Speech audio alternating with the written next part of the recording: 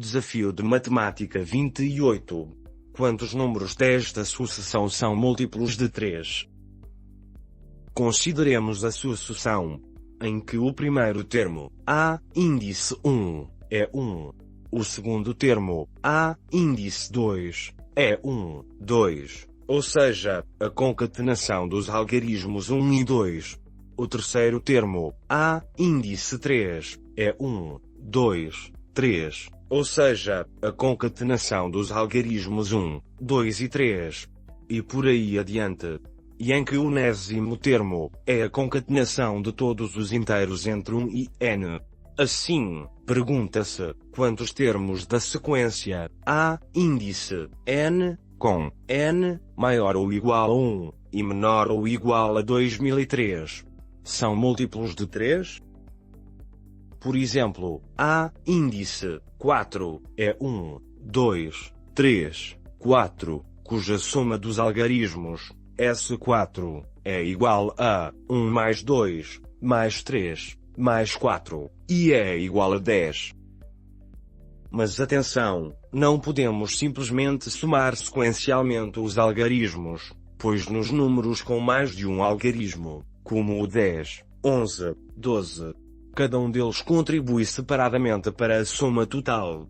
Por exemplo, A, índice 10, é 1, 2, 3, 4, 5, 6, 7, 8, 9, 10, mas a soma dos algarismos, S10, é igual a 1 mais 2, mais 3, mais 4, mais 5, mais 6, mais 7, mais 8, mais 9, mais 1 e mais 0, e não mais 10, o que dá um total de 46.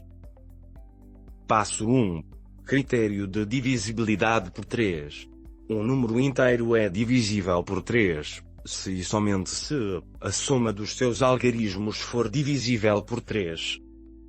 Passo 2. Estratégia a utilizar. Calcular, para cada um dos números da sucessão, a soma de cada um dos seus algarismos, é inviável. Precisamos de um padrão ou propriedade, que nos permita identificar quantos desses, n, tem a soma dos seus algarismos, divisível por 3. A ideia-chave é observar como a soma dos algarismos Sn muda, quando passamos de A, índice, n, para A, índice, n, mais 1.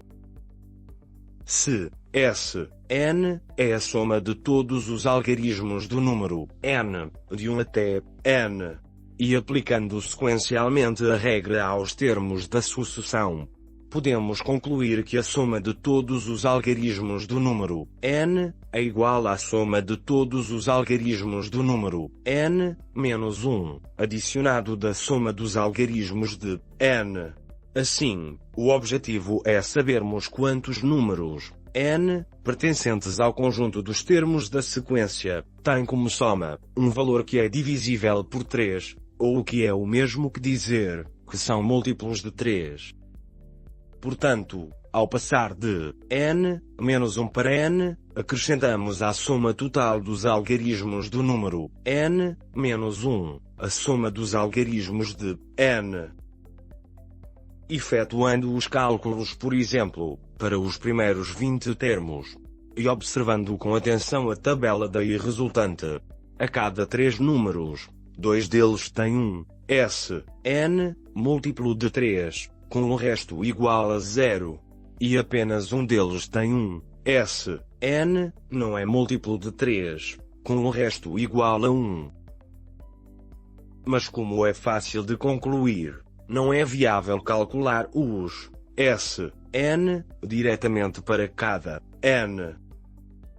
A propriedade, a igualdade entre inteiros, A e B, implica congruência módulo m, para todo o m natural.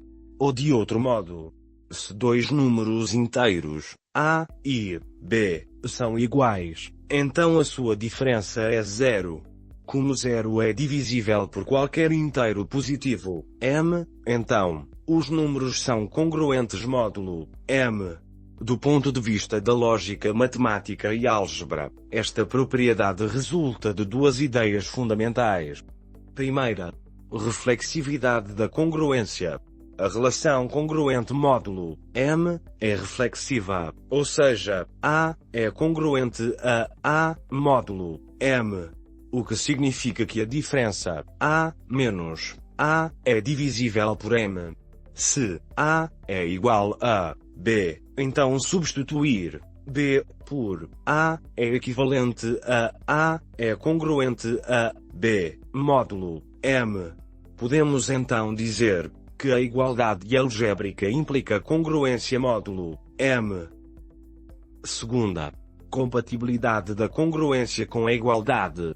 Se dois objetos são iguais, qualquer propriedade verdadeira para um é verdadeira para o outro, inclusive pertencer à mesma classe de congruência.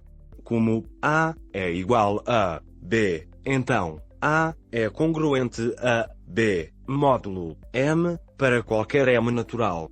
Esta propriedade pode ser justificada do seguinte modo: se A é igual a B, implica A menos B é igual a 0.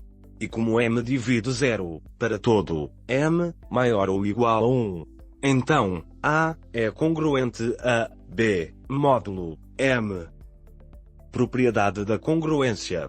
Tendo então por base a propriedade que nos diz que a igualdade entre inteiros A e B implica congruência módulo M para todo o M inteiro maior ou igual a 1. Tendo por base esta propriedade de congruência, e aplicando-a à fórmula para o cálculo do Sn dos termos da nossa sucessão, podemos afirmar que a igualdade entre Sn e Sn menos 1 mais Dn implica congruência módulo M para todo o M inteiro maior ou igual a 1. O objetivo real desta cadeia de congruências é substituir o cálculo da soma dos algarismos, difícil de tratar diretamente, por uma expressão aritmética simples envolvendo n, e cujo comportamento módulo 3 é fácil de analisar. Tendo em conta a definição de Sn e o critério de divisibilidade por 3, e aplicando sucessivamente essa recorrência, podemos concluir que a igualdade entre inteiros Sn e a soma aritmética de 1 a n implica congruência módulo M para todo o M natural maior ou igual a 1. A expressão aritmética simples envolvendo n, e cujo comportamento módulo 3 é fácil de analisar, é obtida recorrendo à fórmula de Gauss.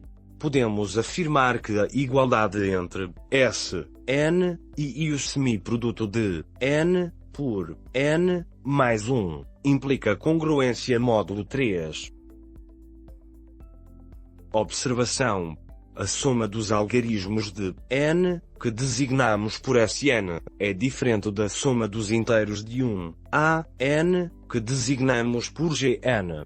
E essa diferença resulta do facto de que, enquanto Sn está associada aos algarismos individuais da representação posicional de n, Gn é uma função aritmética que depende do valor inteiro de n. Passo 3. Resolvendo a congruência.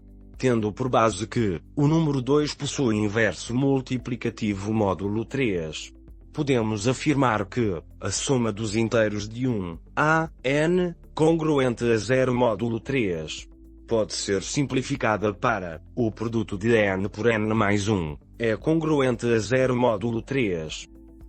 Passo 4. O que significa dizer que o produto de n por n mais 1 é congruente a 0 módulo 3. Significa que o produto n mais 1 é divisível por 3, ou seja, 3 divide n mais 1.